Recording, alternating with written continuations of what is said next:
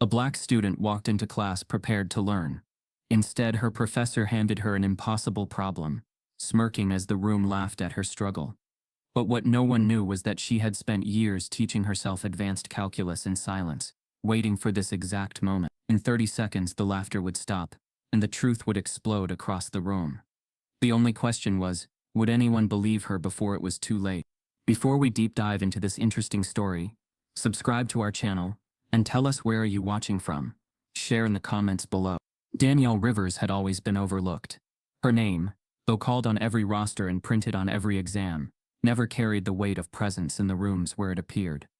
She was there, sitting in the same rows, turning in the same assignments, raising her hand when she felt brave enough. Yet her existence was never met with acknowledgement. Not from classmates who breezed past her as though she were a shadow. Not from instructors who mistook her silence for ignorance.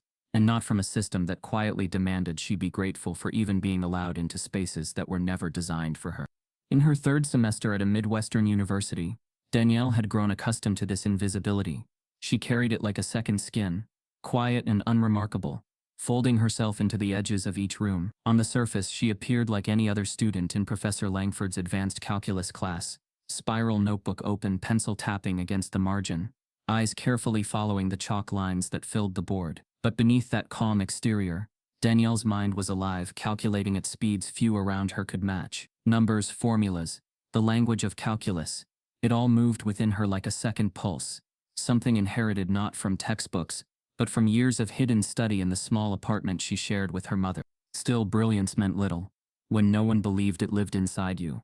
Professor Richard Langford had made sure of that. From the first day, his gaze carried a quiet dismissal when it swept past her. He noticed her. Yes, but not as a student with potential. To him, Danielle was a placeholder, a statistic, a name on the diversity roster that allowed the university to flaunt inclusion without ever truly embracing it. His comments were subtle, never sharp enough to draw accusations, but always edged with something Danielle recognized. A joke about students needing to catch up, a sigh when she asked a clarifying question, a glance past her hand when she raised it, only to call on the student beside her. It was never overt, but the effect was unmistakable. Danielle was not meant to be seen. The classroom itself was a theater of hierarchy. Rows of students arranged like an audience, the professor commanding the stage with chalk dust on his sleeve and certainty in his voice. Langford thrived on this stage. His lectures carried not just information but performance gestures timed for impact, pauses engineered for effect. He was admired by many students, even feared by some, for the sharpness of his intellect and the arrogance with which he wielded it. And Danielle, sitting 3 rows back, felt that arrogance pointed directly at her. It wasn't just Langford. The students around her absorbed his cues. They noticed who he dismissed, and they followed suit. Group work rarely included her. Conversations about homework circled around her desk without ever pausing to let her in. When she solved problems in her notebook, no one asked to compare answers. If she scored well on exams, it was chalked up to luck or an easy grader. Danielle had learned to swallow these micro-cuts of dismissal, but each one left its mark. On this particular morning, the air in the lecture hall was unusually charged. Midterms loomed close, and the professor was pushing through a review session that demanded attention. Equations sprawled across the chalkboard in long, intimidating sequences. Students scribbled notes frantically, desperate to capture every stroke of chalk. Danielle followed along, already solving problems in her head before his sentences ended. She loved the challenge, though she knew better than to let it show. To reveal too much of herself invited notice, and notice in Langford's class had rarely been a gift. Still, as she sat quietly with her pencil tapping, Danielle couldn't help but feel the weight of something shifting in the room. Professor Langford was restless. His voice carried an edge sharper than usual, his glances more pointed. He was searching for something, or someone, and Danielle's instincts told her she was about to be chosen. Langford finished writing an equation on the board, stepping back as though admiring his own work. The chalk squeaked in his hand before he dropped it into the tray, brushing his fingers against his coat. He scanned the classroom, his gaze deliberate, moving from row to row like a spotlight. Students froze, fodder his eyes, praying not to be chosen for whatever came next. Then, his gaze settled on Danielle. She felt it before she saw it. That sudden weight of being seen not as a student, but as a target. Her stomach tightened, her pencil stilled. She forced her eyes up from her notebook. meeting his stare with as much calm as she could gather. For a moment, the room seemed to fall silent, as though every student sensed the shift. "Miss Rivers," Langford said, his voice carrying just enough volume to command attention from every corner of the lecture hall. Heads turned. Dozens of eyes fell on Danielle, many of them with surprise. Some students whispered, as though shocked he even remembered her name. Danielle felt the familiar burn of being dragged into focus. Her body tense, her breath shallow. "Yes, you," Langford continued, a smirk tugging at the corner of his mouth. "Why don't you come up and show us how it's done?" A few students chuckled. The laughter wasn't loud, but it carried sharp enough to sting. Danielle's hands trembled slightly as she closed her notebook. She understood what this was. This wasn't an invitation to contribute. It was a stage being set, a spectacle in which she was meant to stumble. Langford didn't call on her because he expected brilliance. He called on her because he expected failure. And in that instant, as she rose from her seat and felt the air tighten with anticipation, Danielle realized the rules of the game had shifted. She was no longer invisible. She was the target. The chalkboard loomed in front of her like a wall of judgment, the smirk on the professor's face daring her to climb it. The stage was set for humiliation. Professor Langford calls Danielle out in front of the class with a smirk, setting the stage for her public test. For Danielle, excellence wasn't a choice. It was survival. Every room she entered demanded more of her than anyone else. She knew it from childhood. From the moments teachers looked surprised when she answered correctly, to the raised eyebrows when she outperformed classmates who were given every tool she never had. She knew it when people praised her only as an exception, as though intelligence didn't belong to girls like her. She knew it every time silence followed her achievements, as if the world refused to let brilliance and her name coexist. And now, standing at the front of the lecture hall, chalk trembling between her fingers, Danielle felt the full weight of that survival pressing on her chest. The board stretched wide before her, covered in equations already half erased, remnants of Langford's prior performance. Behind her, dozens of eyes bore into her back. She wasn't just Danielle anymore. She was every assumption, every stereotype, every doubt personified. To succeed meant proving them wrong. To fail meant confirming what many secretly believed. Her heart pounded in her ears, but her face betrayed nothing. Years of training had taught her that composure was armor. She straightened her shoulders, though the tremor in her hand betrayed her nerves. Professor Langford leaned casually against his desk, arms crossed, a small knowing smirk etched across his face. He didn't see a student with potential. He saw an opportunity to reinforce his own superiority. "Let's see what you can do, Miss Rivers," he said smoothly, his voice carrying the weight of performance. His words weren't just for her, they were for the audience watching. The students chuckled again, some nervously, some cruelly. A boy in the front whispered, "This is gonna be good," just loud enough for Danielle to hear. She inhaled slowly, forcing her mind into focus. This was what always happened. Whenever she dared to stand out, the world shifted its weight against her. Excellence wasn't an option. It was demanded, not for praise, but for defense. To stumble would be confirmation that she didn't belong. Danielle thought briefly of her mother, working long hours at the clinic to keep their lives afloat, repeating the same lesson night after night. "They won't give you the benefit of the doubt, baby. You'll have to show them more, every time, and when you think it's enough, give even more than that." She had lived by those words, carrying them like scripture. Excellence wasn't a gift, it was a shield. But standing before Langford's smirk and her classmates' curiosity, Danielle realized shields grew heavy. Each moment she was forced to prove herself carved deeper into her spirit. She wasn't being asked to solve a problem, she was being asked to justify her presence. Her fingers tightened around the chalk. "Why don't you start with this one?" Langford's voice cut through the silence. He turned back to the board and, with a deliberate flourish, erased part of his earlier equation. In its place, he began scrawling a new problem. His strokes quick, precise, purposeful. Students leaned forward, pens hovering, as if expecting to see something extraordinary. Danielle's eyes widened slightly as the equation unfolded. It wasn't an ordinary problem. It was a trap.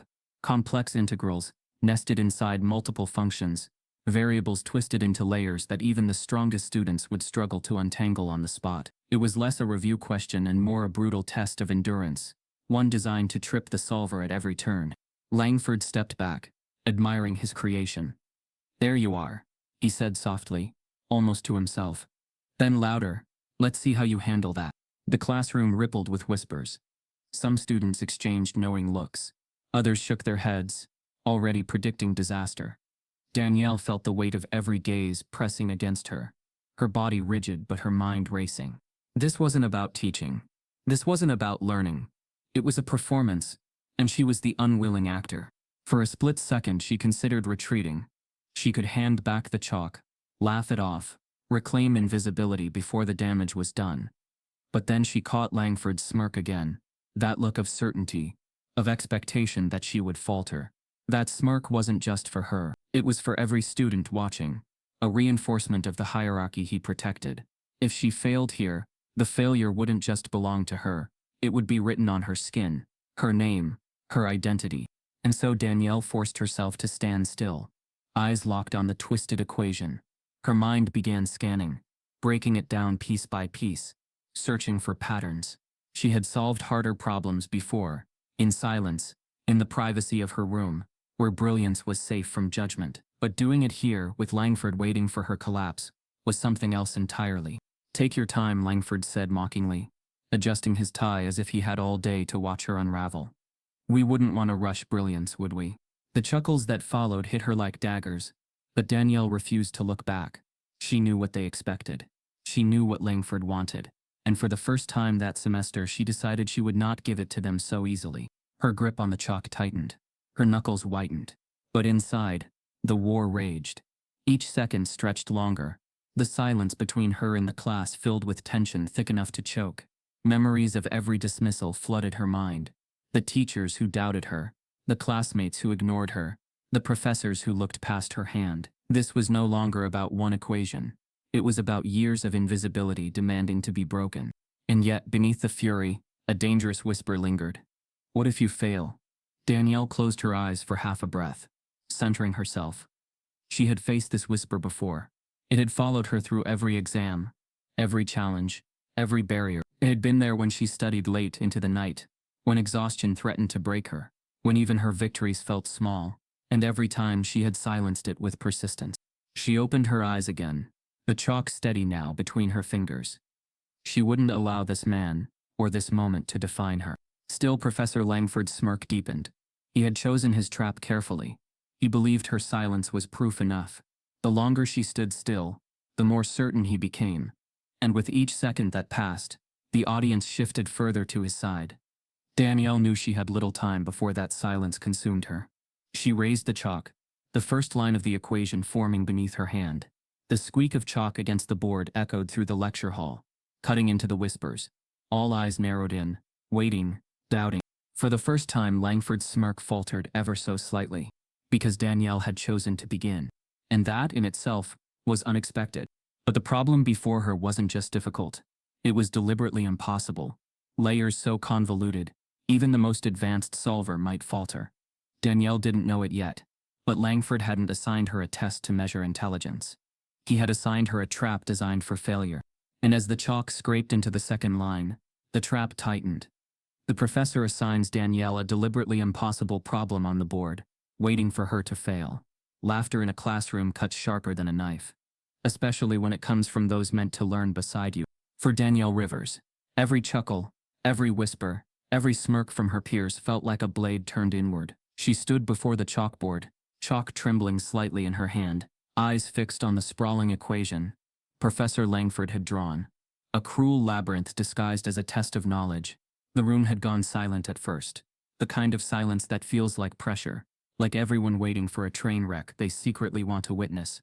Danielle's hand moved to the board, beginning the first steps. She wrote carefully, her script precise, but already she could sense doubt filling the room. The problem wasn't just hard, it was designed to be unwinnable, and Langford knew it. Behind her, students shifted in their seats. Pencils tapped against notebooks. One boy stifled a laugh when Danielle paused longer than expected, scanning the variables. "Don't freeze now," someone whispered, and another chuckled. The sound rippled, small at first, then growing, spreading like wildfire. Danielle's chest tightened. Her shoulders rose slightly, a defensive instinct she couldn't suppress. The chalk squeaked against the board again, but her movements slowed, each line of numbers weighing more heavily than the last. She knew what they were seeing. Not brilliance, not focus, but hesitation. And hesitation was enough to confirm their assumption. Langford leaned against his desk, arms crossed, posture relaxed, his smirk deepening with each passing second. He didn't have to say anything. The class would do the work for him. And they did. Thought she was smart, a voice muttered from the back. Man, she's stuck already, another added. The whispers weren't directed to her, but they were meant to be heard. Danielle's throat tightened, her breath shallow. She pressed on, writing another fragment, trying to untangle the mess Langford had crafted. But the equation spiraled further, the complexity growing, the trap tightening. She paused again, erasing one line, rewriting it differently. That pause was enough to ignite laughter this time. An actual burst, high-pitched and cruel. Her hand froze mid-air. She didn't dare turn around. She knew what she would see. Classmates grinning, shaking their heads, smirking at her struggle. Inside, she screamed. She wanted to shout that this wasn't a fair test, that no one could solve this in the moment. But words lodged in her chest, heavy with years of swallowing her protests. She had been here before, not at this board, not with this equation, but in countless rooms where her silence was safer than her truth. Langford finally spoke, his voice dripping with feigned patience. Take your time, Miss Rivers. We wouldn't want you to feel overwhelmed. The pause before that last word was deliberate, and the chuckles it drew from students confirmed it. Danielle clenched the chalk so tightly, it nearly snapped in her grip. She wanted to speak, to answer, to defend herself. But her lips remained sealed. The weight of expectation and the sting of humiliation pressed too heavily. Every second she stayed silent. The whispers grew bolder. She's lost. Does she even know what she's doing? I told you, he set her up. Danielle felt her vision blur, not from lack of understanding, but from anger so sharp it cut into her focus. She knew she could solve real problems. She knew she was capable, but this wasn't about ability. This was theater.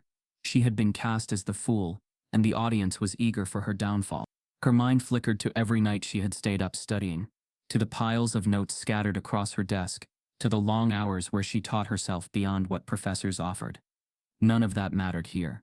In this room, in this moment, she wasn't a student. She was a target.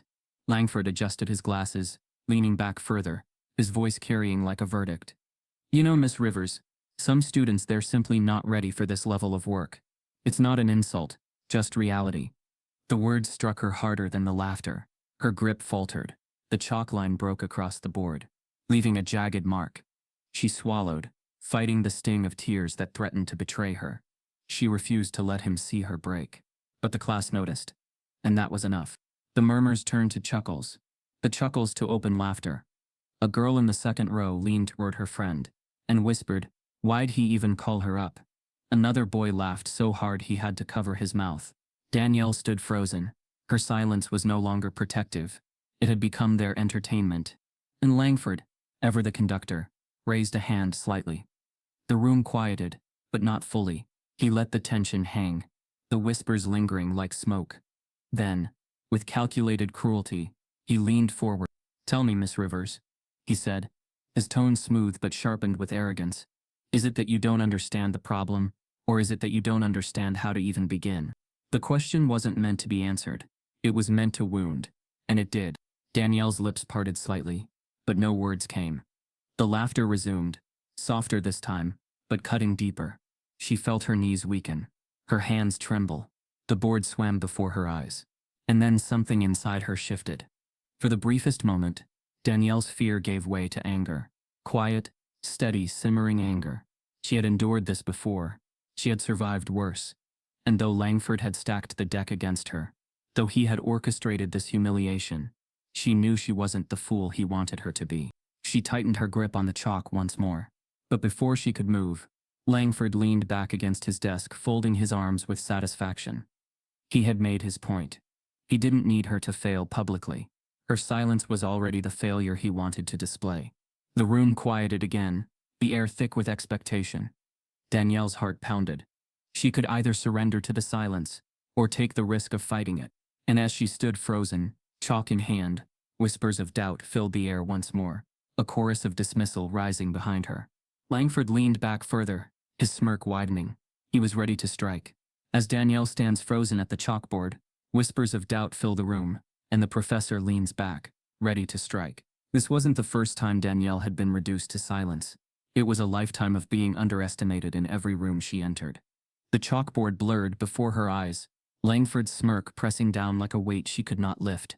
Behind her, the whispers swirled, laughter stung, and the cruel stillness of expectation suffocated. She gripped the chalk harder, knuckles pale, her hand trembling not from confusion but from memory. Because she had been here before. Her mind pulled her backward, unbidden, to a high school classroom 3 years earlier. It had been sophomore year, in a geometry class, where the teacher, Mr. Carlyle, ruled with casual indifference. Danielle had been one of the few black students in the honors program, sitting quietly near the window, always prepared, always waiting for the chance to contribute. She loved geometry. The way lines, angles, and spaces fit together felt like a language she understood instinctively. She had studied late nights, filled her notebooks with proofs, lived inside the logic. But in Carlyle's class, her hand was invisible. She would raise it, eager, sometimes desperate, but his gaze slid past her like she wasn't there. He called instead on the louder boys at the front, on the white girls whose voices carried easily. And Danielle, though she knew the answers, learned to keep her hand down, her silence safer than rejection. One afternoon, the board was filled with a complex proof. Carlyle had asked for volunteers to finish it, his voice booming with impatience when no one moved. Danielle's heart had pounded. She knew the steps by heart. She raised her hand, slowly at first, then higher, willing him to see. But Carlyle looked past her. His eyes scanned the rows, lingering everywhere except her raised arm. "Anyone?" he barked, irritation rising. Danielle felt heat flush her cheeks. She wanted to speak, to insist. Instead, she lowered her hand. Then finally a boy in the front, Travis, the class clown, the one who rarely had his homework, sauntered to the board. He fumbled through the problem, got it wrong, and laughed at himself. Carlyle chuckled too, waving it off as a good try. Danielle sat rigid, the correct proof burning inside her, unspoken, unvalued. That day, her silence had been survival. To protest would have marked her as difficult. To insist would have drawn the wrong kind of attention. She swallowed her brilliance, watching her chance slip away. And when the bell rang, she left the classroom with a familiar ache, the ache of invisibility, sharp as glass beneath the skin. The memory slammed against her present reality now, in Langford's lecture hall. Different classroom, different board, different man, but the same humiliation, the same dismissal, the same attempt to make her small. Her breath quickened. She wanted to shrink again, to retreat into silence, to protect herself. But another memory surfaced, not of school, but of home. Her mother, sitting at their small kitchen table, weary after another 12-hour shift at the clinic. Her eyes had been tired, her hands raw from constant work, but her voice steady. "You don't get to quit, Danielle. Not in this world. They will look past you, laugh at you, doubt you, but you don't get to give them the satisfaction of being right." Danielle remembered staring at her mother's face, the exhaustion written in every line, and realizing that survival meant more than silence. It meant defiance, even if quiet. Her hand trembled still, but her grip on the chalk tightened. The classroom noise faded for a moment, replaced by the echo of her mother's words, and then the geometry class flashed again. That day, after everyone left, she had lingered at the board alone. She erased Travis's mess, rewrote the entire proof perfectly, line by line, her hand steady, her heart pounding. She had left it there, unsigned, anonymous brilliance that Carlyle would find in the morning. He had never asked who solved it. He had simply taught from it the next day, praising the clarity of the solution, never once considering Danielle. Her brilliance had been used but never acknowledged. That memory now twisted inside her. She had walked away then, letting silence be her shield. But here, under Langford's gaze, she realized something new. Silence would not protect her. Silence would only feed his arrogance. She pressed the chalk harder against the board, writing another fragment of the impossible problem. The squeak echoed, cutting through the whispers. The laughter dimmed slightly, but Langford's voice came sharp, calculated. "Miss Rivers," he said, tone dripping with mock concern, "are you sure you know what you're doing? Or are you just pretending for the crowd?" The words sliced through her, like a blade. Some students laughed openly now. Others tried to hide their smirks. Danielle froze again. She wanted to scream. That he had set her up. That no one could solve this nonsense in the time he gave. She wanted to demand fairness, but her throat constricted, her silence betraying her once more. And yet, this silence felt different. This time, her mind wasn't empty. It was burning. She remembered the shame of lowering her hand in Carlisle's class. She remembered the bitterness of watching her proof erased by another's incompetence. She remembered the nights replaying those moments, wishing she had done more. And suddenly, she knew she couldn't walk away this time. Her pulse thundered in her ears, but beneath it was resolve. She would not retreat into the same silence that had haunted her for years. The classroom seemed to fade around her mother's words echoing like a drumbeat. She felt every eye on her, every sneer, every whisper. She felt Langford's smirk like fire on her skin, but she also felt the weight of her past pressing against her. Not as chains, but as fuel. This wasn't geometry class anymore. This was her chance to break the pattern. She raised the chalk higher, preparing to move again. And in that moment, for the first time, the silence was hers to command. But Langford wasn't finished. He straightened from his desk, eyes narrowing slightly. He had expected her to falter, to crumble. Yet, something in her posture had shifted. He could see it, the defiance beneath the trembling. His smirk tightened, and his next words came sharper, louder, meant to pierce her armor before it could harden. If this is too difficult, Miss Rivers, you can sit down. No shame in knowing your limits. The laughter erupted again, louder this time, feeding on his permission. Danielle's hand quivered, her body torn between fight and retreat. The memory of her high school humiliation clawed at her. The shame of walking away, but her mother's voice rose above it, steady, unrelenting. You don't get to quit. Danielle swallowed hard. Not this time. A flashback of high school humiliation resurfaces. But this time, Danielle refuses to walk away. Everyone has a limit, the moment they decide enough is enough. For Danielle, that moment came with chalk in her hand. She had spent years biting back words, lowering her hand, swallowing her brilliance until it soured inside her. She had endured laughter that wasn't funny, jokes that weren't harmless, dismissals that weren't accidental. She had carried silence as both shield and burden, protecting herself even as it suffocated her. But in that lecture hall, with Langford's smirk searing into her, and the laughter of her classmates pressing against her ribs, Danielle felt something shift. The silence she once used to protect herself now threatened to betray her. And she knew, if she gave in this time, she would carry it for the rest of her life. Her fingers tightened around the chalk, the dust crumbling against her palm. Her shoulders straightened, and a sharp breath cut into her chest. Langford's words lingered in the air like smoke. If this is too difficult, Miss Rivers, you can sit down. No shame in knowing your limits. The laughter it sparked was cruel, triumphant, as though the class had already declared her defeat. But Danielle did not move. Instead, she raised her chin, turned her gaze toward the equation sprawled across the board, and felt the quiet fury inside her steady her trembling hand. She remembered every night she had studied alone, every formula she had wrestled until it surrendered. Every moment her mother's voice reminded her that survival wasn't about hiding. It was about refusing to let others define her. The chalk touched the board again. The room hushed, caught between curiosity and amusement. A girl in the front row whispered, "She's still trying," and a boy behind her chuckled. Langford leaned forward slightly, intrigued, though his smirk remained. Danielle ignored them all. She drew the first line of her solution, precise and unhurried. The sound of chalk scratching against the board was louder than the whispers now. Every stroke carried weight, as if she were carving defiance into the surface itself.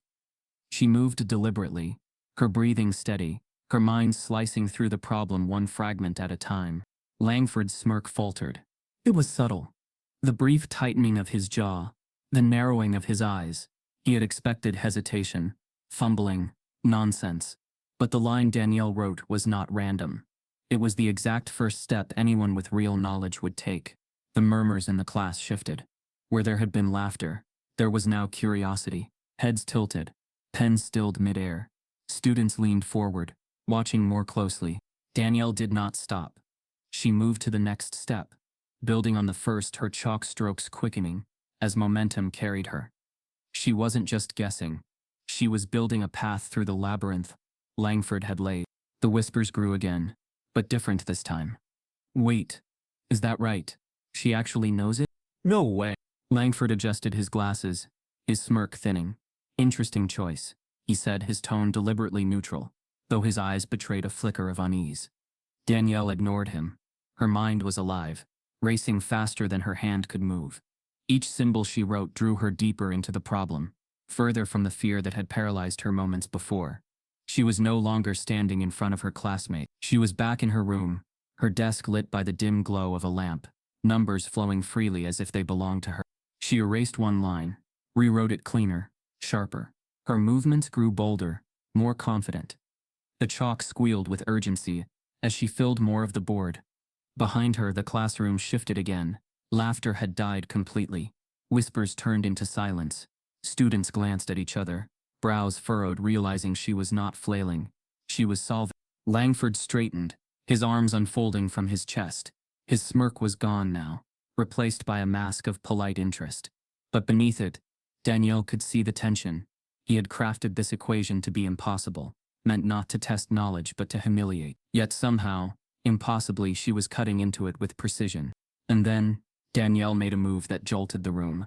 She skipped a step, not from error, but from brilliance. She leapt forward, collapsing two pieces of the problem into one elegant simplification, bypassing the tedious grind most would drown in. It was a move only someone who truly understood the mechanics could make. Not a guess, not a trick, but mastery. Gasps rippled through the class. A boy whispered, "Wait, she's not supposed to know that yet." A girl muttered, "I don't even think he taught that method."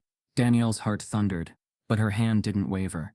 She pressed on, line after line, her solution taking shape. Langford's jaw tightened visibly now. He leaned against the desk again, but the casual arrogance had drained from his posture. He was watching her too closely, eyes narrowing with each step she completed. Danielle paused briefly, not from hesitation, but from focus. The final part of the problem loomed, the most difficult, the heart of the trap Langford had built. Her pulse raced, but her mother's voice echoed once more in her mind. "Don't give them the satisfaction of being right." Her grip tightened. The class sat in stunned silence. Every eye was locked on her, no longer laughing, no longer dismissing. The air thickened, tension rising. Even those who had mocked her leaned forward now, compelled by the spectacle of brilliance they had not expected. And Danielle, once invisible, now stood at the center of the storm. She drew one final line, the chalk scratching sharply against the board. It was the beginning of a step so advanced, so precise, that even the strongest students in the room struggled to follow. Langford's eyes widened. Danielle had gone somewhere he had not expected her to reach. And in that moment, for the first time, the room wasn't laughing. It was holding its breath. Danielle grips the chalk tighter and begins writing a line. No one expects her to know. There are moments when the world's silence is louder than its laughter, the silence of people realizing they were wrong. Danielle Rivers stood at the chalkboard, chalk dust clinging to her fingertips, her breath steady now, where it had trembled minutes before.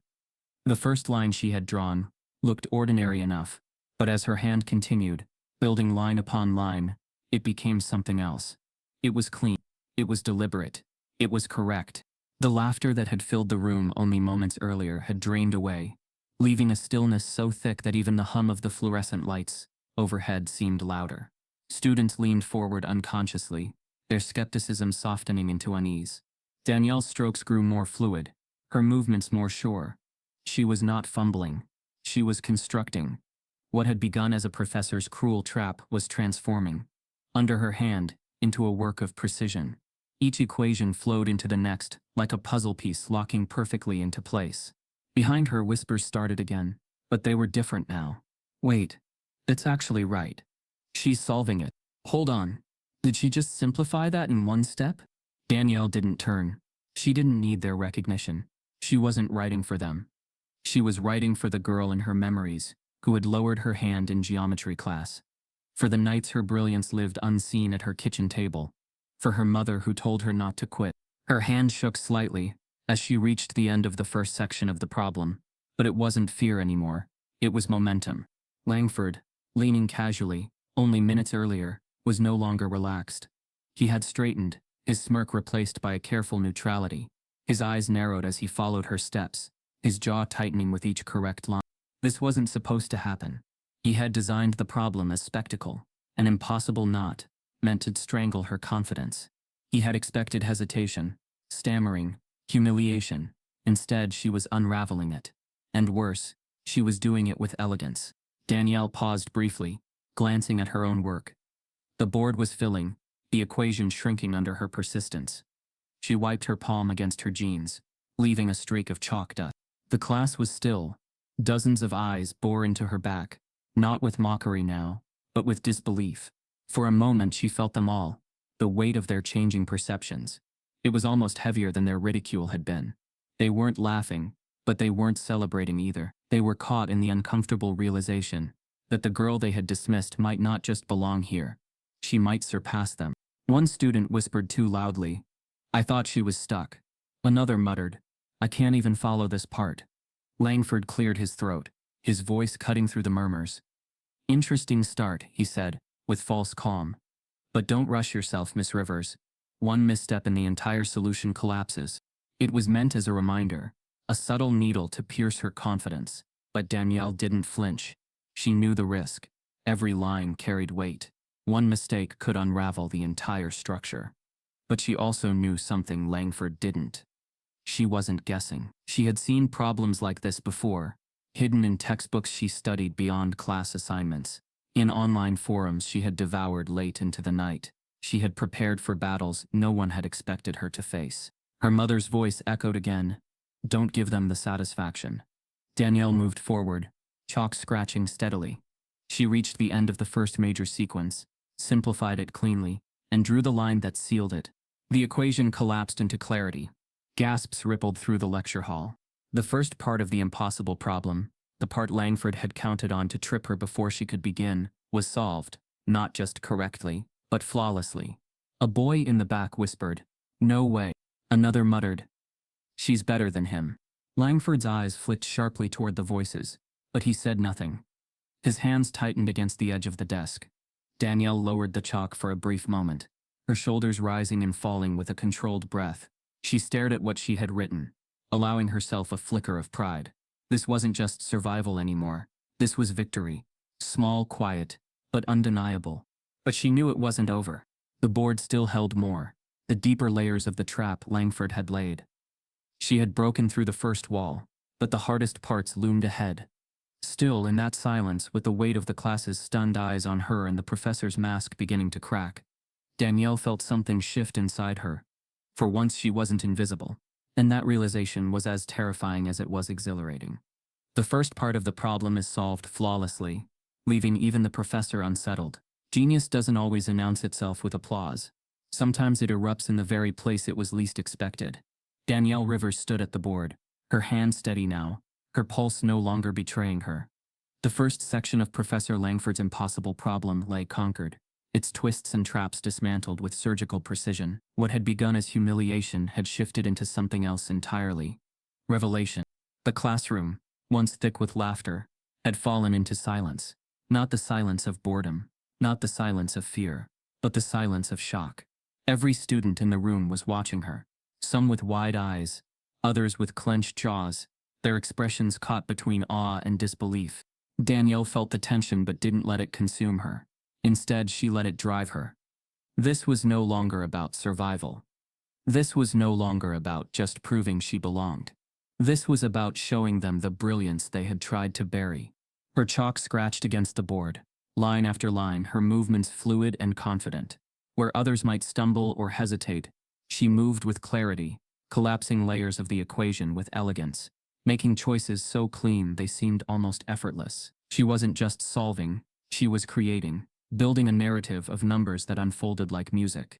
Behind her, whispers began to spread again. She skipped the whole middle step. I don't even know how she saw that. Is this even in the textbook?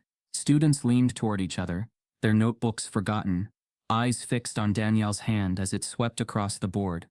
Even those who didn't understand the math could sense it. The authority in her strokes, the inevitability of her logic. Langford's face had hardened, his arms crossed, his jaw tight, his smirk gone. He followed her work with a sharpness that betrayed his unease. He knew what the others were only beginning to realize. This wasn't luck, and it wasn't coincidence. Danielle wasn't guessing. She was seeing the problem in ways that exceeded his expectations, maybe even his own grasp. Danielle felt it too. The deeper she went, the more alive her mind became. The pieces of the equation fell into place, one after the other, like a puzzle she had been waiting years to solve. She remembered nights spent hunched over textbooks scavenged from secondhand shops, hours spent scrolling through online math forums when her classmates had been asleep. She remembered teaching herself methods no one had offered her, pushing beyond the curriculum because something inside her refused to stop at what was enough. Now all of it surged back, spilling onto the board in a rush of clarity. She drew another line, then another, her pace quickening. She skipped an entire derivation step, collapsing it into one smooth simplification. Gasps echoed behind her. A boy muttered, "No way, I didn't even know that was allowed." A girl whispered, "She's not even looking at notes." Langford's composure cracked further. He cleared his throat, speaking louder this time, his voice tinged with irritation. "Miss Rivers," he said sharply, "I would advise caution. Skipping too quickly through advanced problems often leads to subtle mistakes." The words were meant to wound, to inject doubt into her confidence. But Danielle didn't falter. She answered without turning. "If you understand the structure," she said calmly, her chalk still moving, "the mistake isn't in the step. It's in pretending the longer path makes it clearer." The room stiffened. Students shifted, some hiding smiles, others staring at her in shock. Danielle hadn't just defended her method. She had thrown his own teaching style into question, openly, in front of everyone. Langford's nostrils flared, but Danielle pressed on. Her chalk raced faster now, filling the board with the language she knew better than anything else. Her hand ached, her fingers dusted white, but she didn't stop. She was in rhythm, in command, unraveling the impossible with certainty. And the class was riveted. No one whispered now, no one laughed. Every head was forward, every pair of eyes fixed on her as she dismantled the trap she had been placed in. Some students even raised their pencils again, trying to keep up, scribbling notes frantically as if realizing they were witnessing something valuable, something they might never see again. For Danielle, the moment was dizzying. She had spent her life invisible, her brilliance hidden or stolen or ignored. Now the very act of her solving was undeniable. She could feel it in the silence, in the way even her harshest skeptics had stilled, forced to watch her genius unfold. She paused briefly to wipe the sweat from her palm, her chest rising and falling with sharp breaths. For a heartbeat, the room seemed to lean closer, waiting to see if she would stop. But she lifted the chalk again, and this time she didn't just solve. She leapt. Her brain leapt 3 steps ahead, collapsing multiple functions into a single streamlined expression. It was a leap so advanced, so instinctive, that even the best students in the room gasped aloud. One boy whispered, "I've never even seen that before." Another muttered, "She's teaching him." Langford's face burned red now. He stepped forward slightly, as though proximity alone might reassert control.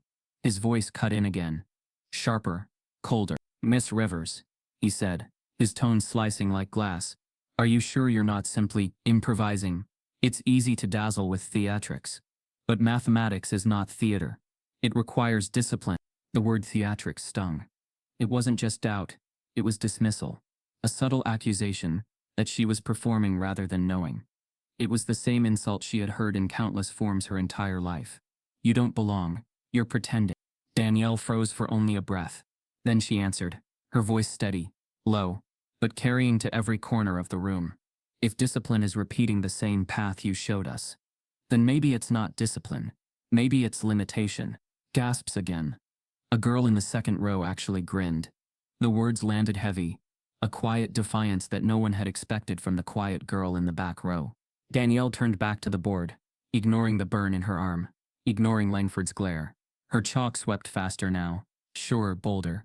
She didn't need notes. She didn't need a book. She didn't even need the approval of the professor watching her like a hawk. Because she wasn't solving for them anymore. She was solving for herself. Line after line appeared, collapsing the problem further, bringing it closer to its end. The class was silent, breathless. Even Langford's protests had stilled. He was watching now not with patience or amusement, but with the unease of a man watching control slip away from his grasp. Danielle reached the midpoint of the board, erased one redundant section, with the side of her hand, and rewrote it cleanly, swiftly. The chalk squeaked loudly, a sound that seemed to cut the air in half. And with that she moved into the heart of the equation, a section no one believed could be solved in real time. Her hand moved faster. Her eyes blazed with focus. And for the first time the class wasn't laughing, whispering, or mocking. They were staring in disbelief.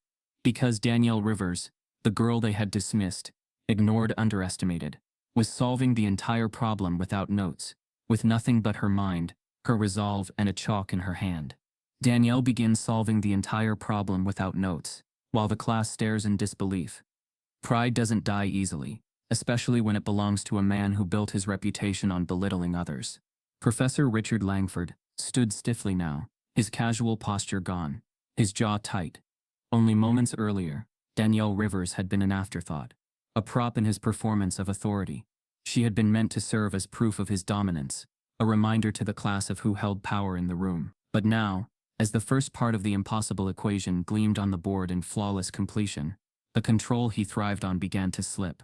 The silence in the lecture hall was no longer the silence of intimidation. It was the silence of realization that the professor, the man so certain of his superiority, had underestimated the very student he had tried to humiliate. Danielle, still facing the board, felt the weight of that silence pressing into her back. But it was different now. It wasn't mocking. It wasn't dismissive. It was unsettled, and though she dared not turn around, she could feel the eyes of her classmates burning with something new. Disbelief mixed with reluctant respect. Her hand trembled slightly as she lifted the chalk again. But this time it wasn't fear. It was momentum. The first wall had been broken, the hardest barrier of doubt smashed into pieces. She pressed forward, sketching the next series of lines, her movements confident, her logic sharp. Whispers began again, low and urgent. She got the first part. Did you see that step? He didn't even teach that. She's actually ahead of him. Langford's face darkened. He cleared his throat loudly, cutting through the whispers, reclaiming the air like a judge calling order in a courtroom. Well, well, he said, his tone carefully balanced between feigned amusement and condescension. It seems Miss Rivers has surprised us. But let's not get ahead of ourselves. One correct step does not make a solution. Calculus is about endurance, not tricks. The words stung, but Danielle kept her gaze fixed on the board. She knew his tactics. This wasn't teaching, this was damage control. He was reasserting himself, reminding the class that no matter how far she got, the authority still belonged to him. Her jaw tightened, but her hand did not falter. She moved into the second section of the problem, simplifying the nested functions with a steady rhythm. The chalk squeaked with each line, sharp and deliberate. And then, something unexpected happened. A student in the third row, a quiet boy who rarely spoke, leaned forward and muttered, almost to himself, "She's right. That's the cleanest path." The words were small, but they carried. Heads turned. A ripple passed through the class. For the first time, support for Danielle was spoken aloud. Langford heard it too. His eyes snapped toward the boy, cold and sharp. The student leaned back instantly, silenced by a single glare. But the damage was done. The room had shifted again, just slightly, away from the professor's control. Danielle pressed on, line after line, her solution taking form with startling clarity. She skipped another unnecessary step, collapsing the mess into elegance. It was a move beyond the textbook, beyond the narrow structure Langford taught. It was brilliance uncontained. Gasps filled the room again. Students who had laughed minutes earlier now leaned forward, caught in the unfolding spectacle. A girl whispered, "She's faster than him." Another added, "She's actually teaching us right now." Langford's mask cracked. He stepped forward, his voice sharper now, no longer calm. "Careful, Miss Rivers," he said, his tone clipped. "Skipping steps may look impressive, but it often hides errors. Would you like to explain what you've just done, so we can all see whether it's legitimate?" It wasn't a request. It was a demand, meant to slow her down, to trip her, to reassert his authority. Danielle paused. The chalk hovered mid-air. For a moment, fear tugged at her again. She knew what this was. Not an academic question, but a trap disguised as one. If she faltered in her explanation, he could dismiss her entire solution. But then she remembered the boy's whispered words. "She's right." She exhaled slowly, turned to face the class for the first time, and spoke. "This step," she said evenly, pointing to the simplification, "combines the inner functions into a single derivative. It eliminates redundancy. It's faster, but it doesn't lose accuracy." Her voice was calm, steady, almost clinical. She spoke not like a student defending herself, but like a mathematician presenting truth. The room was still. Students followed her explanation, nodding slowly. Even those who didn't fully understand felt the conviction in her tone. Langford's lips tightened. He said finally, dismissively. An unconventional method. Risky. But continue. His words were meant to diminish. But they sounded hollow now. The class had heard her. They had understood her. His authority was cracking. Danielle turned back to the board, heart pounding but stronger now. She pressed forward, solving line after line. The equation shrank under her hand, the impossible problem unraveling into order. Langford shifted again, pacing slightly, his eyes darting between her and the class. His breathing had grown heavier, his hands tightening behind his back. Pride was slipping, and with it his composure. And then, another unexpected twist. A girl in the front row, one of his usual favorites, whispered just loud enough, "She's better than him." Langford froze. The words cut through the air, sharper than any chalk line. Students glanced at each other, some suppressing smiles, others wide-eyed. It was said quietly, but in a room this tense, it was deafening. Danielle didn't react outwardly, but inside her chest tightened, not from fear, but from recognition. For the first time someone had voiced the truth she had always known, but never heard aloud. Langford snapped his attention back to Danielle, his pride now burning like an open wound. His voice came harder, faster, carrying the edge of desperation. "Miss Rivers," he interrupted sharply, stepping forward. "Hold it right there. Let's examine that step carefully, before you embarrass yourself. I believe you've made a critical error." The room tensed, students shifted uneasily. Danielle's chalk froze midair, her body rigid, the professor's challenge hanging in the air like a blade. The professor interrupts Danielle mid-solution, trying to catch her in a mistake. "You can challenge a person, but you cannot challenge the truth written in undeniable numbers." Danielle froze when Professor Langford's sharp voice sliced through the silence. "Hold it right there, Miss Rivers," he barked, stepping forward, his fingers stabbing at the section of her work mid-solution. "I believe you've made a critical error." The words hung heavy, the authority in his tone designed to smother her momentum.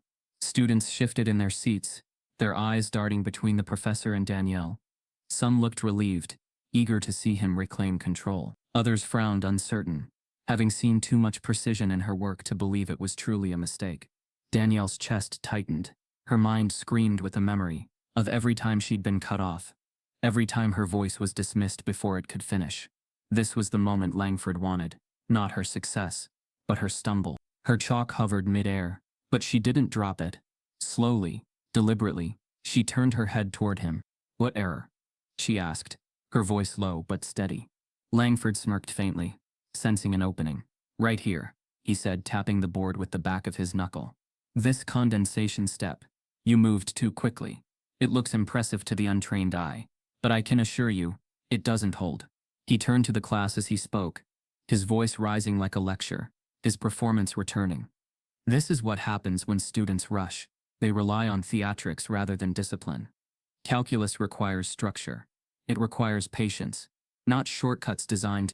"It's not a shortcut," Danielle interrupted. The room fell silent again.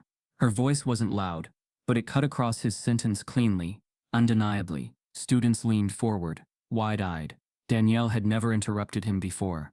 Langford's eyes narrowed. "Excuse me?" Danielle turned fully now, facing the room for the first time, chalk still in her hand. "It's not a shortcut," she repeated, her voice firmer. She pointed to the section in question. "It's the cleanest path. You can take the long way, if you want, but you'll arrive at the same place. I just didn't waste the time." Gasps rippled through the lecture hall. Some students blinked, shocked at her defiance. Others whispered, "She's right. That's actually valid." Langford stiffened, his jaw tightening. For a moment, he looked ready to explode. But Danielle turned back to the board before he could speak again. Her chalk moved swiftly, confidently. She didn't falter. Every line she wrote reinforced the truth. Her method wasn't sloppy. It wasn't risky. It was mastery. The students followed in stunned silence as she dismantled the rest of the problem. Her mind worked faster now, propelled by anger but sharpened by focus. Langford's interruption had nearly rattled her. Nearly, but instead, it had lit a fire. She refused to let him steal this. Her hand swept across the board, filling it with clarity, collapsing the convoluted mess into a clean, undeniable solution.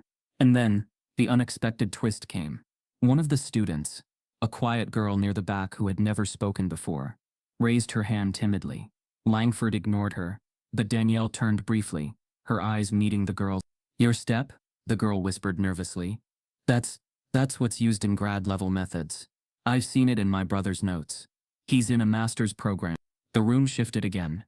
Whispers spread like wildfire. Grad level? Someone muttered. She's solving like a grad student? Langford's face flushed red. He snapped his attention to the girl, his voice sharp. That will be enough commentary from the class. Let her finish. But the damage was done. The idea had been planted. Danielle wasn't just keeping up. She was exceeding.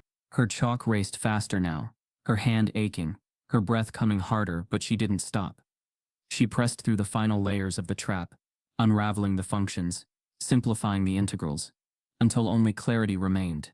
The board, once chaotic, now gleamed with order.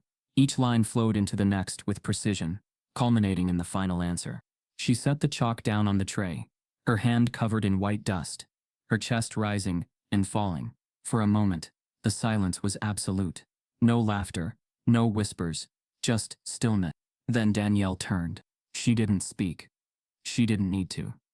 Her eyes locked on Langford's, daring him to say it, to deny what was written in undeniable numbers behind her. The class held its breath. Students leaned forward, caught in the tension, waiting for the verdict. Langford's face was pale now. His jaw clenched, his hands gripping the edge of his desk. He opened his mouth, then closed it, his voice caught somewhere between arrogance and disbelief. The silence stretched, heavy, suffocating. Danielle stood tall, her expression calm but unyielding. For the first time she wasn't invisible. For the first time she wasn't silent. Her work spoke for her, louder than words ever could. And as the weight of her flawless solution filled the room, the question became undeniable. Would the professor admit the truth or twist it to protect his pride? Danielle finishes the problem flawlessly and puts down the chalk, daring the professor to deny it. Power shifts quietly. One moment of truth can turn an entire room from silence to solidarity. Danielle Rivers stood still, her hand powdered in chalk dust, her chest rising with controlled breaths. Behind her, the equation sprawled across the board, no longer chaos but clarity, every line leading to the perfect solution. The room, once alive with laughter, was now silent. It wasn't the silence of dismissal anymore. It was something heavier, recognition. Every student knew what they were looking at. Numbers didn't lie. Proof stood in front of them, undeniable and unshakable. Danielle had taken a problem meant to humiliate her and transformed it into triumph. Langford shifted stiffly by his desk, his jaw clenched, his eyes locked on the board as though staring long enough might make the numbers rearrange themselves. He had built his authority on the perception of control, on the idea that no one in the room could outpace him. But now the illusion was fractured, and everyone could see the cracks. Danielle turned slowly, facing him. She didn't speak, but she didn't need to. Her silence this time was not submission. It was defiance. It was a question. Do you still dare to dismiss me? The weight of that silence pressed into the room, until finally, a voice broke it. She solved it. Someone whispered from the back. It was quiet, almost hesitant, but it rippled through the air like a stone thrown into water. Heads turned. Murmurs followed. That's the right answer. She did it clean. I couldn't even follow half of it. Langford straightened sharply, his voice cutting into the murmurs. Enough. His tone was crisp, commanding, his attempt to seize control. The problem was unconventional. Yes, but we must not be dazzled by theatrics. Accuracy matters, not showmanship. But his words sounded hollow now. Too defensive, too desperate. Danielle raised an eyebrow slightly, her lips parting just enough to let her voice through. It was calm, deliberate, but sharp enough to carry. Then check it. The room stilled again. Langford froze, caught off guard. For a professor who built his power on always having the answer, the challenge was simple, yet devastating. If he checked the work and admitted its accuracy, his attempt to humiliate her would collapse publicly. If he dismissed it without proof, the students would see the dishonesty for themselves. The silence stretched, thick and suffocating. Students exchanged glances, tension buzzing like electricity in the air. For the first time, the class wasn't aligned with the professor. They were aligned with the truth on the board. Finally, a student in the front row whispered, "She's right. That's the answer. It was small, but it was the spark. Others began murmuring too. I've seen that method before, she's legit. She solved what he couldn't. Better than him. The words built, overlapping, growing louder. A tide was turning, slowly but undeniably. Langford slammed his hand against the desk, the sound cracking through the tension. Quiet, he snapped, his voice louder than it had been all class. The sharpness startled a few students into silence, but the damage was done. The whispers hadn't stopped, they had just shifted lower, heavier, like an undercurrent he couldn't control. Danielle stood firm, her eyes steady on him. She had been silent all her life, but now it was his silence that betrayed him. He could bluster, he could shout, but the truth was on the board, and everyone could see it. And then came the unexpected twist. A student who had laughed at Danielle earlier, a tall boy from the second row, spoke up. Professor, I couldn't solve that if you gave me a week. She did it in front of us. That's not theatrics. The class shifted again. To hear him say it, someone who had joined in the mockery, gave weight to what others felt, but hadn't said aloud. Danielle's chest tightened. For the first time, she wasn't just standing against the class. Parts of it were standing with her. Langford's face reddened. He opened his mouth to cut the boy down, but another voice chimed in. A girl near the back. She's better than him. The words were barely above a whisper, but they spread instantly. A wave of murmurs followed, students echoing it under their breath, some half smiling, others shaking their heads in disbelief. She's better than him. Better than him. Better than him. Langford's hands gripped the edge of the desk so tightly his knuckles whitened. His eyes darted toward the board, then back to the students, then to Danielle. His authority was slipping, one whisper at a time, and no amount of shouting could reclaim it. Danielle didn't smile, didn't gloat. She simply stood there, chalk still clutched between her fingers, her expression calm but unyielding. She had spent years silenced, but now, the voices in the room were not mocking her. They were defending her. It was quiet still, but it was solidarity. And for Langford, that was more dangerous than any mistake she could have made. The tide had turned. Students begin murmuring support for Danielle. And someone whispers, she's better than him. When authority feels threatened, it claws to survive, even if it means bending the truth to stay on top. Professor Richard Langford stood rigid, his knuckles pale against the desk, as whispers rippled through the room. She's better than him.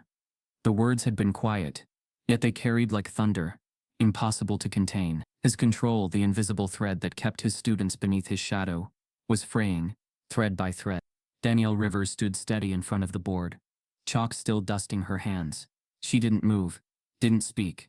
She let the silence hold, let the murmurs swell, let the truth of the numbers behind her fill the air. She had no need to gloat. The proof was already written. Langford's throat tightened. He could feel the students watching him now, not with the reverence he was accustomed to, but with questioning eyes. Their loyalty, once automatic, was shifting. It wasn't defiance yet, but it was worse than silence. It was doubt. He straightened, adjusting his glasses with a sharp movement. His voice, when it came, was colder, cut. Impressive display, Miss Rivers, he said, each syllable weighed down with disdain. But let's not mistake theatrics for mastery. A solution written quickly is not always a solution written correctly. Danielle tilted her head slightly, her eyes locking on him. She didn't flinch, didn't lower her gaze. Then check it, she said softly. The class shifted, whispers rising again. Students leaned forward, sensing the collision building. Langford's jaw twitched. He knew he couldn't check it without exposing himself. The work was flawless, and admitting that meant conceding publicly. But refusing to check it would only worsen the doubt already hanging in the air. He swallowed hard, his voice hardening. We will review it later, in private. For now, the class has wasted enough time. It was a weak dodge, and everyone knew it. A few students exchanged looks, some shaking their heads. One boy muttered under his breath, "That's not fair." Danielle didn't move. Her silence wasn't surrender. It was defiance. Her presence at the board was louder than any protest could be. Langford felt the shift, and panicked. He needed to reassert control, to twist the narrative before it slipped completely beyond his grasp. He couldn't win on the numbers, so he turned to suspicion. Of course, he said, his tone sliding into false concern. It does raise a question. How exactly did you, Miss Rivers, arrive at such advanced methods? The class stilled. The question was loaded, weighted with venom. Danielle's breath caught in her chest. She knew where this was going before he said the words. Langford's eyes narrowed, his voice laced with poison. Because if I recall, you have never once shown this level of competence in class before. You sit quietly. You rarely contribute. And suddenly, today, you produce. The implication was clear. He wasn't questioning her method. He was questioning her right to it. The whispers started again, this time uneasy. What's he saying? Wait, does he mean? No way. Langford pressed forward, emboldened by the hesitation in the room. It's almost as though the solution didn't come from you at all. He let the words hang, slow and deliberate. Then he delivered the blow. Cheating. The air cracked like a whip, gasps erupted, sharp and disbelieving. Danielle's chest tightened, her fingers stiff against the chalk tray. The word rang in her ears, louder than the laughter had, heavier than the silence. Cheating. It wasn't just a dismissal of her work. It was an attack on her integrity, her very identity. Students shifted uneasily, torn between the proof on the board and the authority of the man at the front. Some frowned, others looked down at their desks. A few, hesitant, glanced at Danielle with uncertainty in their eyes. Her throat ached, but no words came at first. Years of being silenced clawed at her, years of swallowing the accusations, the doubt, the unspoken "you don't belong here." Langford seized the hesitation. It would explain a great deal, he said smoothly, his confidence returning in the cruelty of his suspicion. Methods beyond the curriculum, steps even I have not yet introduced. Where would a student like you have picked them up, unless of course you had outside assistance? The venom dripped from a student like you. He didn't need to say more. Everyone in the room knew what he meant. The murmurs deepened. Danielle's vision blurred for a moment, rage and humiliation tangling in her chest. She wanted to shout, to demand he admit what stood plainly in front of him. But her body froze, the old instinct of silence clawing at her again. And then, unexpectedly, a voice rose from the back. She didn't cheat. It was firm, steady. Every head turned. The boy who spoke was quiet in most classes, a soft-spoken student who rarely drew attention. His voice carried now, sharp against the tension. I watched every step. She didn't cheat. She solved it. Another voice followed. Yeah, I saw it too. She didn't even look at notes. And then another. She's smarter than all of us. Admit it. The tide began to turn again, faster this time, the murmurs shifting from doubt to defense. Students who had once mocked her now spoke up, unwilling to let the accusation stand unchallenged. Langford's face twisted, rage and panic colliding. He slammed his palm against the desk, silencing the voices. His eyes burned as he stared at Danielle. Enough, he snapped. This class will not descend into chaos because of one performance. Miss Rivers, unless you can provide proof of where you learned these methods, the only logical conclusion is dishonesty. Danielle's body stiffened. Her heart pounded. The board behind her glowed with truth. Every line a testament to her brilliance. And still he refused to see it. Still he twisted it into suspicion. She clenched her fists, the chalk dust biting into her palms. For a lifetime she had been invisible. Now, in the one moment she had been seen, they were trying to strip it from her. Her eyes lifted, locking with his. And though her voice trembled, it carried. I didn't cheat. The class fell silent again. Her words weren't loud, but they landed heavy, filled with conviction that shook the air. Langford smirked coldly, unyielding. We'll see about that. The professor accuses Danielle of cheating, trying to invalidate her knowledge. Sometimes your past becomes your weapon. The very thing meant to silence you becomes your loudest voice. Danielle Rivers stood frozen, her fists clenched, the professor's words still ringing in the air. Cheating.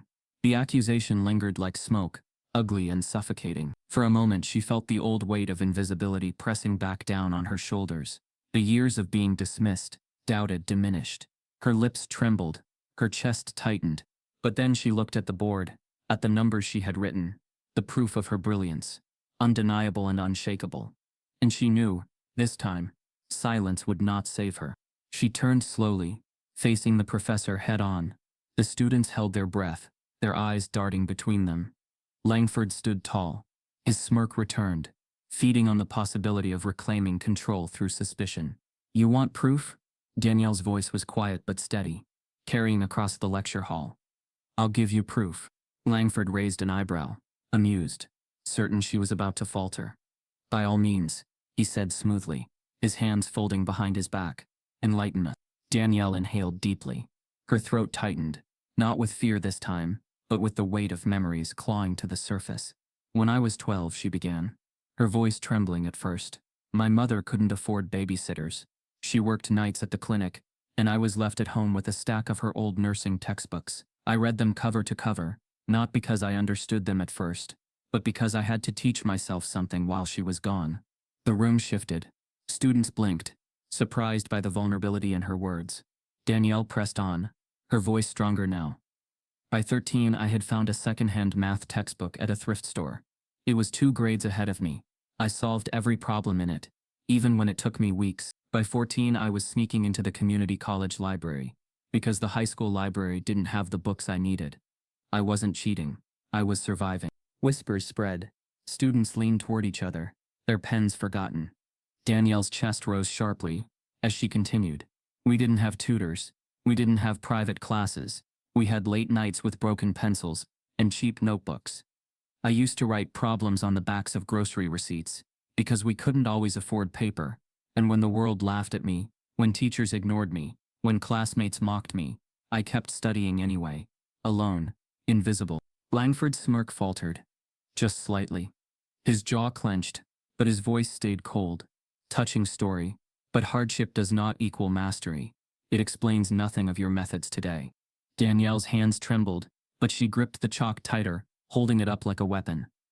It explains everything, she snapped, because while you thought I was quiet, I was studying calculus on my own at 15. While you dismissed me in class, I was teaching myself techniques from graduate-level forums.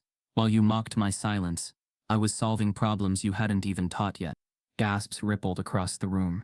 A boy muttered, "Wait, she taught herself grad-level math?" Another whispered, "No wonder she's ahead of us." Langford's face darkened. He tried to interject, but Danielle didn't stop. The years of silence poured out of her now, unrestrained. "You think silence means ignorance," she said fiercely, her voice echoing through the hall. But silence was survival. Silence was the only way to stay in the room. I stayed quiet because I learned early that people like me aren't supposed to be brilliant. We're supposed to be grateful, invisible, forgettable. But every night, I studied anyway.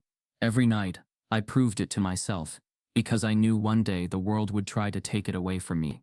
And today, she gestured to the board, to the flawless solution gleaming behind her. I proved it to you. The class erupted in whispers. Louder now, no longer whispers of doubt, but of awe. Students who had laughed minutes earlier now looked at her with wide eyes, some even nodding subtly, as though ashamed of their earlier mockery. Langford's composure cracked. He slammed his hand against the desk, his voice sharp. Enough of these dramatics. Stories don't solve equations. Emotion doesn't prove knowledge. But the weakness in his voice was clear. The authority he once carried had drained, replaced by desperation.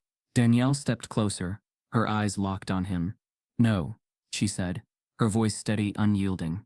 "The numbers do, and the numbers are mine. Every line on that board is mine. Every method, every step, every simplification mine. You don't get to erase that with one word." Her voice shook slightly at the end, not from fear but from the intensity of holding her truth out in the open. The class fell silent again, but this silence wasn't heavy with tension. It was filled with the weight of revelation. For the first time, they weren't seeing Danielle as invisible. They were seeing her as undeniable. And then came the twist. The quiet girl from the back, the one who had earlier mentioned her brother's grad-level notes, raised her hand again. Her voice was soft but firm. "Professor, I checked her method while she explained it. She's right. That's the exact approach my brother uses. She didn't cheat. She's ahead of the course." The room erupted in murmurs again. Heads nodded. The tide shifted harder now, no longer subtle but clear. Students weren't just doubting Langford. They were siding with Danielle. Langford's face burned red, his lips pressed into a thin line. He scanned the room, his authority slipping further with every glance. He opened his mouth, but before he could speak, Danielle's voice cut through once more. Quiet but powerful. "You asked where I learned it," she said. "Now you know." She paused, letting the words sink in, her chest rising with sharp breaths. Then she added, with a steadiness that silenced even the whispers, I didn't cheat. I studied until the silence became my strength. And now it's your weakness. The class sat in stunned silence. Langford's eyes blazed, but he had no words ready. Danielle's past, the very invisibility used against her, had become her weapon, her truth, and for the first time, the entire room had seen it. Danielle reveals her history with advanced mathematics, something no one in the room knew. It was no longer about math. It was about pride, race, and the refusal to accept that brilliance could look like her. The board behind Danielle gleamed with flawless equations, the numbers marching in undeniable order. Her revelation, the late nights, the self-study, the battles fought in silence, still hung in the air, raw and piercing. Students sat stunned, their whispers echoing, their loyalties shifting with every second. For once she wasn't invisible, she was undeniable. But for Professor Langford, that truth was unbearable. He stood stiffly at his desk, his hands gripping the wood so tightly that his knuckles whitened. His face, flushed moments ago with embarrassment, was now hardened into something sharper, rage wrapped in arrogance. He had built his career on the perception of absolute authority, on the belief that no student could challenge him. And now, here she stood, a black girl from the back row, shattering the image he had carefully crafted. Langford adjusted his glasses with a sharp movement, forcing a smirk back onto his lips. A compelling story, Miss Rivers, he said coldly, his tone dripping with condescension. But stories and numbers are not the same thing. Perhaps you've memorized clever tricks from obscure sources. That doesn't make you a mathematician. It makes you a mimic. The class stiffened. The cruelty in his words was unmistakable. Danielle's chest tightened, but she didn't lower her eyes. If I'm mimicking, she said evenly, then what exactly did I just solve that no one else could? A few students smirked. Someone whispered, she got him. Langford's jaw tightened. He could feel the shift slipping further, his control unraveling thread by thread. He needed to strike back, harder this time, with something undeniable. You solved it. Yes, he admitted, his voice sharp. But can you defend it? Can you explain it beyond your performance? Or is your act finished now that the board is full? The room stirred. Students leaned forward, sensing the tension building. This wasn't just about a solution anymore. This was about mastery, about ownership of knowledge. Danielle's pulse pounded, but her eyes stayed steady. Explain it? She repeated softly. I already did, step by step. You just weren't listening. Gasps rippled across the class. The boldness of her words struck like a lightning bolt. For a moment, silence reigned, heavy with disbelief. Langford's face darkened. He stepped forward, his voice rising. You dare accuse me of not listening in my own classroom? Yes, Danielle said simply. The words landed like a strike. They weren't shouted, they weren't dramatic, but they carried the weight of truth. The room buzzed with energy, students exchanging glances, caught between fear and exhilaration. Langford's pride twisted into fury. He could no longer frame this as a test, no longer dismiss it as theatrics. The power dynamic had shifted too far. If he didn't act now, his authority would crumble before the very students he demanded loyalty from. And so, he made his move. Very well, he said coldly, straightening his posture, his voice slicing through the murmurs. If you believe you are more than a mimic, if you believe you are in fact my equal, then prove it. The class stilled. Every head turned, every breath caught. Langford stepped forward, pointing sharply at the board. I challenge you, Miss Rivers, right here, right now, a live debate. You and me, you will defend your solution, line by line, under scrutiny, while I counter your methods, and this class will judge whose reasoning stands. Gasps erupted. A boy whispered, he's really going to debate her. Another muttered, that's not fair. She already proved it. A girl leaned toward her friend and whispered, he just can't stand she's smarter than him. Danielle's heart slammed against her ribs. The challenge was brutal, public, designed to crush her not with numbers but with spectacle. It wasn't about knowledge anymore. It was about ego, about race, about pride. Her throat tightened. Every instinct screamed at her to step back, to retreat, to let silence protect her as it always had. But she looked at the board again, at the proof written in her own hand, at the whispers now swirling in her defense. She thought of her mother, of the years spent invisible, of the words "you don't get to quit." Slowly she turned back to face him. Her voice, when it came, was quiet but unyielding. "Fine." The class erupted again. Gasps, whispers, stunned murmurs. Some students leaned back in their chairs, wide-eyed. Others sat forward, eager to see what would unfold. Langford smirked, his confidence returning as he prepared to fight not on numbers but on authority. He straightened, adjusting his tie, his voice booming with satisfaction. "Then let the debate begin." The professor challenges Danielle to a live debate on the subject, with the class watching. Sometimes victory isn't loud. It's the quiet moment when even your enemy has no words left to fight. The classroom had transformed into an arena. Students leaned forward in their seats, breathless, notebooks forgotten, waiting for the clash that had been set in motion. On one side stood Professor Richard Langford, tall, stern, pride clinging to his posture like armor. On the other side stood Danielle Rivers, chalk dusted on her fingers, her expression steady, her heart pounding but her resolve unshaken. The board behind her was still filled with her flawless solution, glowing like proof written in stone. But Langford wasn't staring at the board anymore. He was staring at her, his eyes sharp, his lips curled into a smirk that masked his desperation. "Very well," he announced, his voice carrying to every corner of the hall. "Miss Rivers believes her solution holds under scrutiny. Then let's test it. Defend your reasoning, line by line, while I reveal its flaws." The students stirred, their whispers alive with excitement. A boy muttered, "She's really going to debate him." Another whispered, "He's going to tear her apart." But others leaned forward, eyes wide with something new. Hope. Danielle inhaled deeply, steadying herself. Her heart was loud in her chest, but her voice, when it came, was calm. "Start wherever you like." Langford's smirk widened, as though she had fallen into his trap. He stepped forward, pointing sharply at the first simplification she had made. "Here, you eliminated a redundant function. A convenient move, but oversimplification can mask errors. Did you check for hidden variables?" Danielle raised her eyes to meet his, unflinching. Yes. "Twice. If you expand the function fully, the variable cancels itself. The redundancy was false. That's why the simplification holds." Her words were calm, precise, clinical. Langford paused, his smirk thinning. He shifted quickly to the next step, and this leap here, collapsing multiple derivatives into a single expression, reckless. No true mathematician would skip so carelessly. Danielle's grip on the chalk tightened, but her voice remained steady. Careless would have been grinding through unnecessary steps. Efficient is not reckless. The derivative is valid, and if you'd like, I can expand it back out to show every line.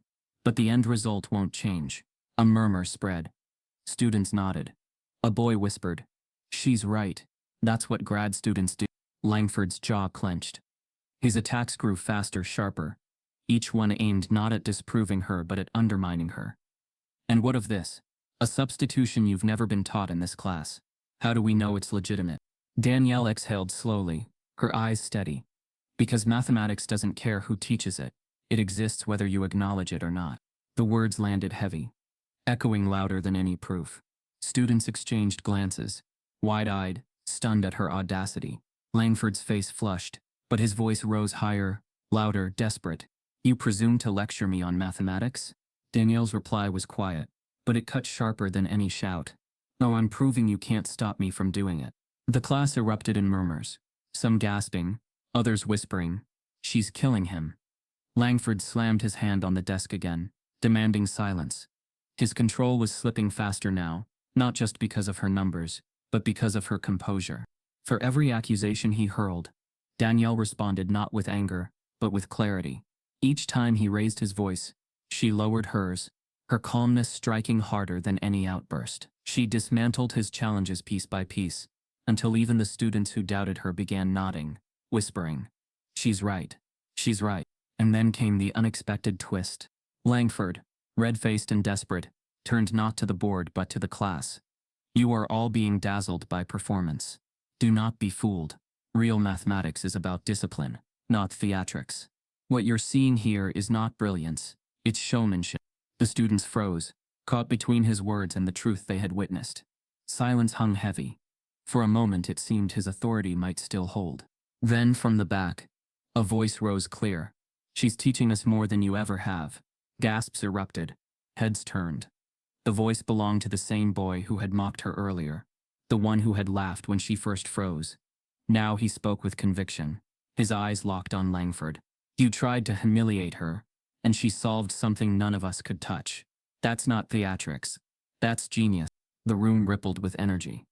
Other voices followed. Emboldened. She's better than him. She explained it more clearly than he ever does. She's the real teacher today. Langford's face drained of color. His smirk was gone. His lips pressed into a thin line. His body rigid. He opened his mouth to shout them down, but no words came. His pride, his authority, his arrogance, all stripped away in real time, before the very students he once commanded. Danielle didn't smile. She didn't gloat. She didn't need to. She simply lowered the chalk to the tray, wiped the dust from her hand, and stood quietly. The silence that followed wasn't hers anymore. It was his. Langford's mouth opened again, but no sound emerged. For the first time, the man who had built his reputation on belittling others had nothing left to say. And that was her victory. Not the cheers of the students, not even the truth on the board, but the silence of the man who had tried to erase her, now forced to stand wordless before the truth. The professor stands speechless, his arrogance stripped in front of everyone. Danielle walked into that classroom invisible. She walked out unforgettable, not just for herself, but for every voice like hers that had been ignored. The lecture hall sat in stunned silence, the echo of her victory still hanging in the air. The chalkboard behind her glowed with certainty, every line of proof carved like a monument. Professor Langford stood stiff at his desk, speechless, stripped of the arrogance he had wielded like a weapon. His silence was not Danielle's shame this time. It was her triumph. Students shifted uneasily in their seats, not knowing what to do with the weight of what they had witnessed. Some avoided her gaze, ashamed of the laughter they had once directed at her. Others stared at her with new eyes, recognition dawning where dismissal had once lived. The whispers that had mocked her now carried something different. Respect.